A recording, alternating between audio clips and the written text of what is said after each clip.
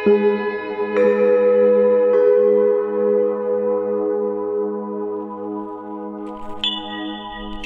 के सवाल में आज भक्ति भावना के प्रति संदेह से भरे हुए मनों का स्वागत है। ऐसे मन जो भक्तों के क्रियाकलाप देखकर अपार संदेह से भर जाते हैं, वे समझ नहीं पाते कि भक्त ऐसा कर क्यों रहे हैं और ऐसा करने के पीछे भक्तों की मंशा क्या है, उन्हें कौन से लाभ की प्राप्ति हो रही है। इस प्रकार से जुड़े अनेक सवाल ऐसे संदेहग्रस्त मनों के भीतर प्रायः उठते रहते हैं। आज भी ऐसा ही एक सवाल है। वह सवाल भोग के प्रति है कि जो प्रभु को हम भोग लगाते हैं वह है क्या, उसकी परिकल्पना क्या है, उसकी धारणा क्या है, उसका उद्देश्य क्या है, उसके लाभ क्या हैं, और इस प्रकार की अनेक बातें, अनेक प्रश्न थे भोग से संबंधित। यहाँ पर हमने रजनी त्यागी जी के इस प्रश्न को लिया है और इस मन के सवाल के साथ साथ उठने वाली अन्य बातों को भी हम साथ लेकर चलेंगे। तो सबसे पहले हम रजनी जी की बात सुनते हैं कि उनका मन क्या कह रहा है। हनुमान दूत श्री ईशान जी को मेरा सादर प्रणाम। ईशान जी, मैंने आपकी मन के सवाल सीरीज से आपको सुनना शुरू किया, जिसमें मुझे अपने बहुत सारे प्रश्नों के उत्तर मिले। उसके लिए मैं आपका बहुत बहुत धन्यवाद करती हूँ। अब मैं आपकी रामचरितमानस और विनय पत्रिका की व्याख्या डेली सुनती हूँ, जिससे मेरे मन को बहुत शांति मिलती है। सुंदरकांड और हनुमान चालीसा की व्याख्या मैं पूरी सुन चुकी, बहुत अच्छी लगी, बहुत चीज़ें हमें समझ में आई। अब मेरा एक सवाल है कि क्या हमें भगवान को भोग लगाना चाहिए? भगवान को भोग लगाना बहुत ज़रूरी है। अगर हम हाथ जोड़ के भगवान से प्रार्थना करें कि हे ईश्वर, आपका बहुत बहुत धन्यवाद, आपने हमें ये खाने को दिया, तो क्या भगवान वो हमारी प्रार्थना स्वीकार नहीं करेंगे? क्या मूर्ति के सामने और मंदिर में हम भोग रखेंगे तभी स्वीकार होगा वो? फिर दूसरी बात है कि हम उस भोग का क्या करें? बहुत से लोग मंदिर में देते हैं, पंडित को देते हैं या गाय को खिला देते हैं, जबकि मुझे ऐसा लगता है जब हमने भगवान को भोग किया तो उसको दिया, तो उसके बाद उसे हमें खुद ही ग्रहण करना चाहिए। और तीसरी बात ये है कि मैं जब भी शुरू करती हूँ तो कुछ हालात और परिस्थितियाँ ऐसी होती हैं कि मेरा खुद ही छूट जाता है। इस विषय में भी आप मेरा थोड़ा मार्गदर्शन कीजिए। आपके सवाल की अपने जवाब की प्रतीक्षा में आपकी छोटी सी भक्त। आपका बहुत बहुत धन्यवाद। जय श्री राम। भोग को लेकर सबसे पहले हमें कुछ बातें समझ लेनी चाहिए। पहले तो भोग अनेक अर्थों में उपयोग में आता है, यह समझ लीजिए।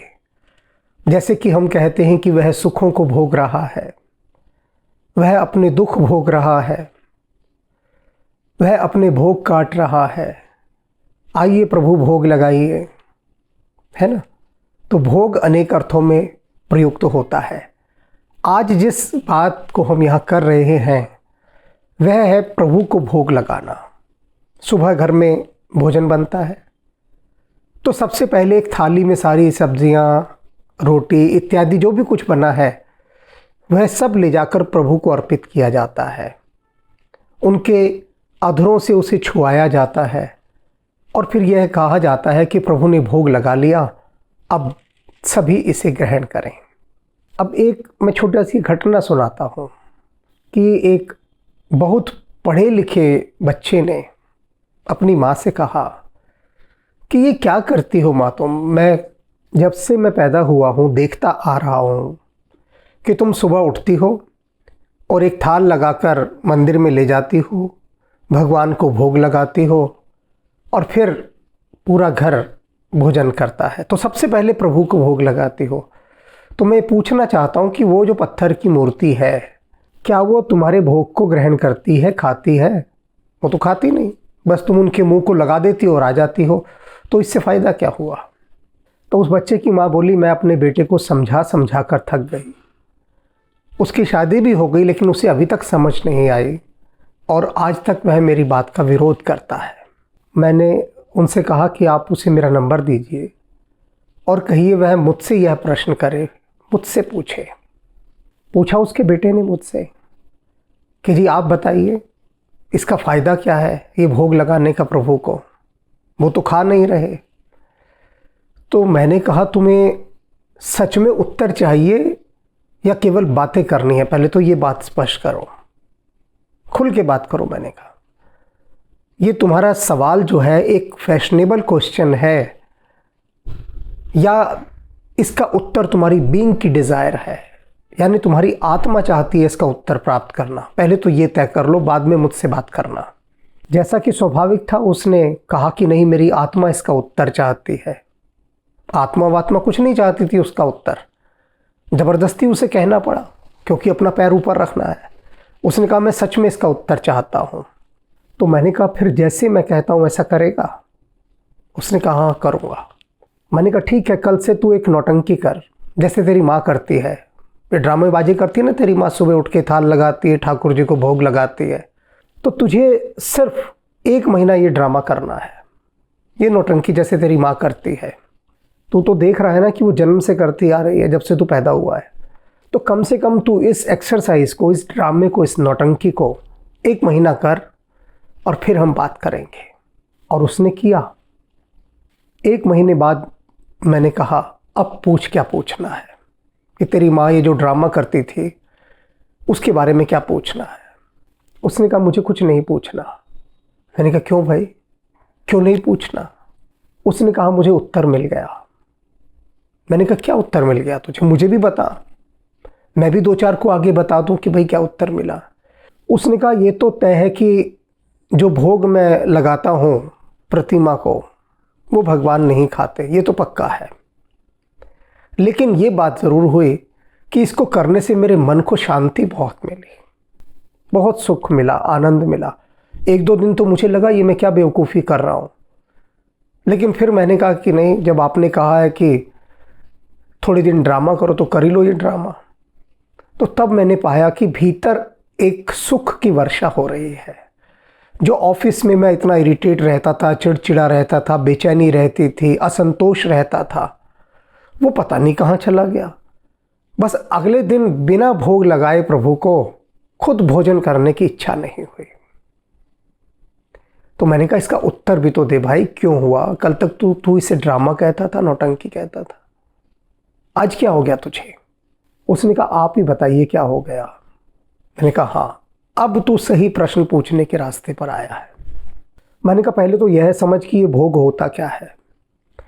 इस भोग का अर्थ ये होता है कि हे प्रभु, जितना भी तूने हमें दिया है ये सब तेरी अनुकंपा है, ये तेरा दिया प्रसाद है। इसमें से एक अंश हम उनके लिए निकाल रहे हैं जो स्वयं अन्न को अर्जित नहीं कर सकते। अब जैसा कि तुमने कहा कि ये पक्का है कि जो भोग है वो पत्थर की मूर्ति नहीं लेगी, लेकिन उसके नाम पर निकला है, वह पत्थर की मूर्ति नहीं है।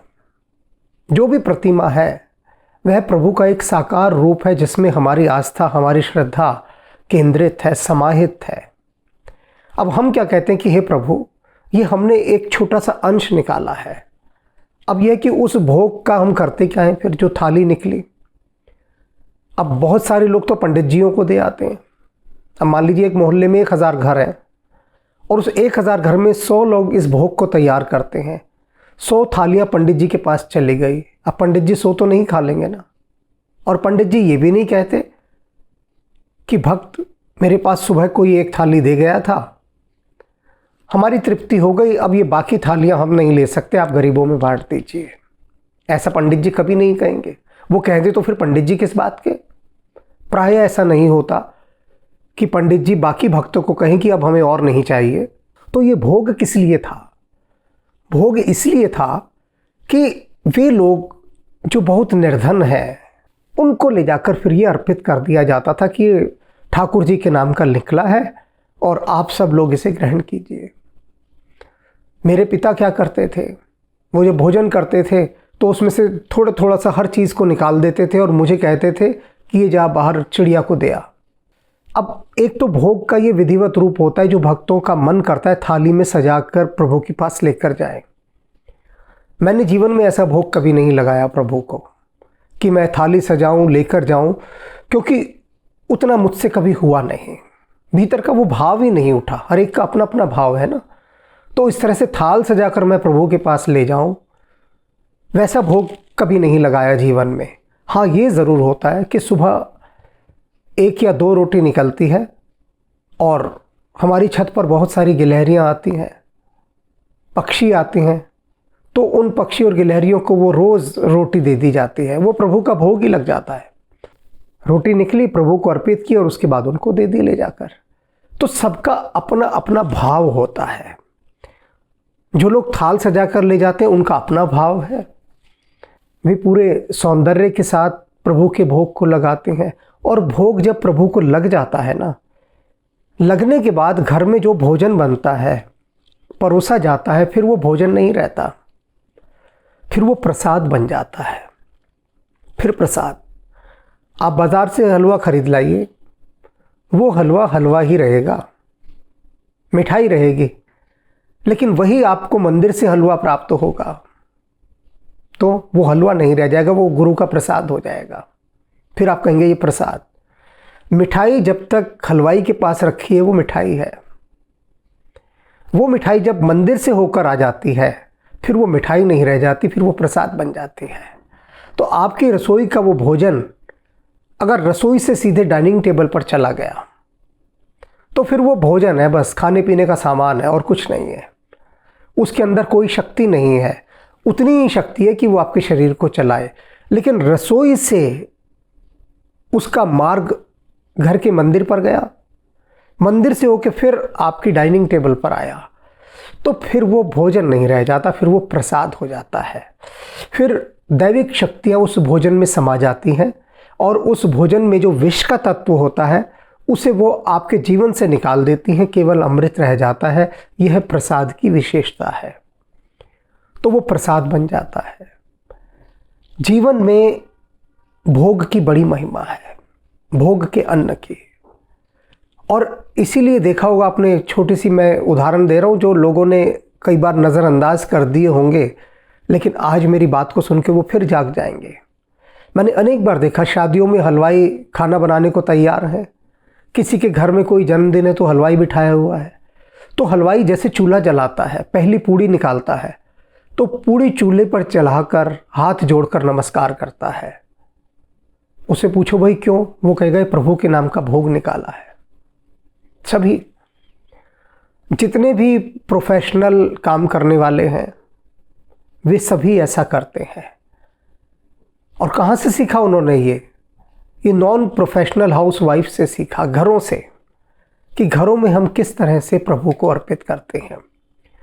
तो वे सभी लोग, विशेष रूप से गृहिणियाँ जो प्रभु के लिए भोग अर्पित नहीं करती हैं, उनके लिए एक सुझाव है, ये करें या ना करें ये उनकी मर्जी। इसका संबंध किसी विशेष धर्म से नहीं है कि आप समझे कि ये हिंदू धर्म से इसका संबंध है भोग निकालने का। इसका संबंध किसी चीज़ से नहीं है, इसका संबंध केवल भीतर की अवस्था से है, स्टेट ऑफ माइंड से, कि आप पूरे संसार को अपना परिवार मानकर चलते हैं, वसुधैव कुटुंबकम।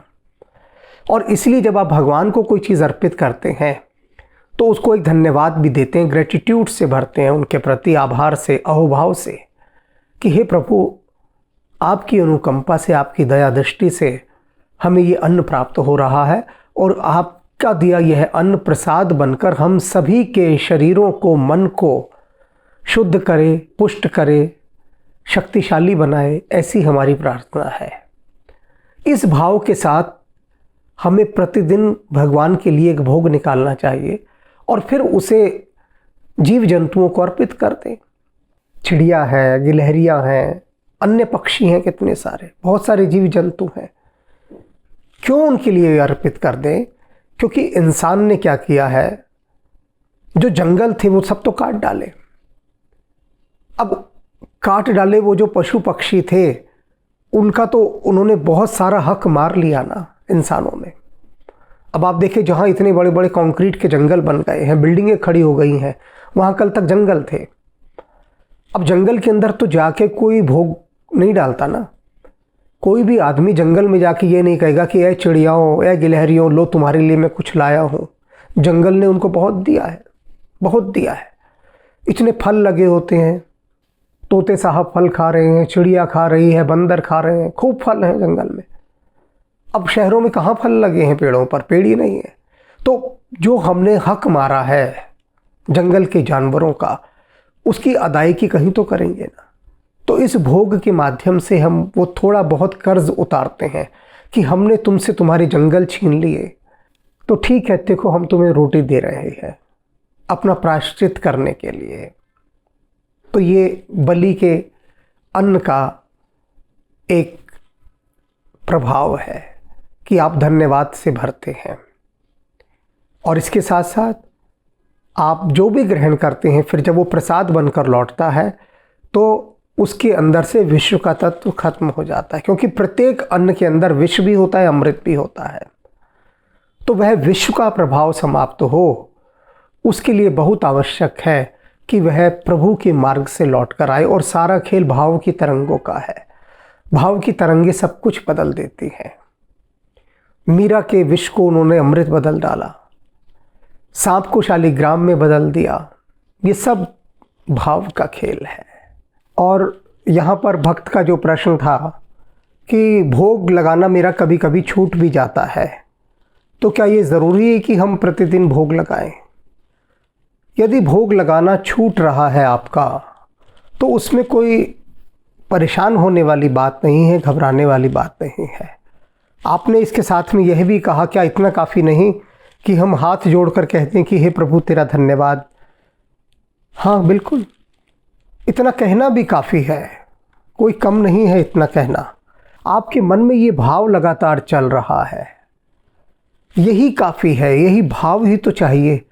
दो स्थितियां होती देखिए, एक तो होता है कि एक भक्त से रहा नहीं जाता, वह विधिवत रूप से भोजन की थाली लगाता है, प्रभु के पास ले जाता है, ये उसका भाव है। एक दूसरा भक्त है, वह कहता है कि मुझसे यह नहीं हो पा रहा, लेकिन मन में भाव यही है सारा का सारा, तो मैं यहीं से प्रभु को हाथ जोड़ देता हूँ। तो बात दोनों ही एक जैसी है, कोई फर्क नहीं है, क्योंकि भीतर से तो नमस्कार उठ रहा है ना। मूल बात भीतर से उठने की है। और जब कभी फिर से ऐसा भाव उठे कि भोग लगाना है तो लगा दिया। इसमें कोई प्रभु के सामने अटेंडेंस थोड़ी ना लगानी है कि आपको अपनी हाजिरी लगानी है कि देखो मैं थाल लगा कर लाई और मैंने ये किया, ऐसा कुछ नहीं है। सब कुछ भीतर की मन की दशा पर निर्भर करता है। आपने रसोई में भोजन बनाते बनाते भी ये कहा कि हे प्रभु, ये सब आप ही का प्रसाद बन रहा है, आप हर बनती हुई रोटी पर आपका नाम, हर बेलती हुई मेरी हर रोटी पर आपका नाम प्रभु। तो ये तो सबसे ऊंचा भोग लग गया कि आप पूरे समय भोजन बनाते समय प्रभु को भोग ही लगा रही हैं। तो एक एक रोटी या एक एक अन्न का दाना जो भी रसोई में बना, वो सब भोग ही बन गया, प्रभु का प्रसाद ही बन गया। इसलिए मूल दृष्टि आप अपने भाव पर रखिए कि आपका भाव यदि हर समय परमात्मा में लीन है, विशेष रूप से रसोई में भोजन बनाते समय, तो फिर समझ लीजिए कि आप भोग ही तैयार कर रही हैं और कुछ नहीं कर रहे, कुछ भी नहीं कर रहे। जब भी भंडारे के लिए भोजन तैयार होता है तो सभी उस समय सिमरन कर रहे होते हैं और उसके बाद वो सारा भोजन प्रसाद बन जाता है। कोई भी किसी दूसरे भाव में नहीं होता जब भंडारे के लिए भोजन बन रहा होता है, प्रसाद के रूप में, लंगर के रूप में। गुरु का लंगर तैयार करते समय, प्रभु का लंगर तैयार करते समय सभी भक्ति भाव में होते हैं। और इसीलिए तो देखिए आप कि लंगर के जो प्रसाद का स्वाद है उसका कोई सानी नहीं होता, उसका कोई मुकाबला कर ही नहीं सकता। क्यों? क्योंकि सब कुछ वहाँ भक्ति के रस में सराबोर होता है। तो इसलिए इस भाव जगत के साथ यात्रा करते हुए प्रभु को भोग अर्पित कीजिए, उनको नमस्कार कीजिए और अपने मन को शांति, सुख और कल्याण के मार्ग की ओर अग्रसर कीजिए।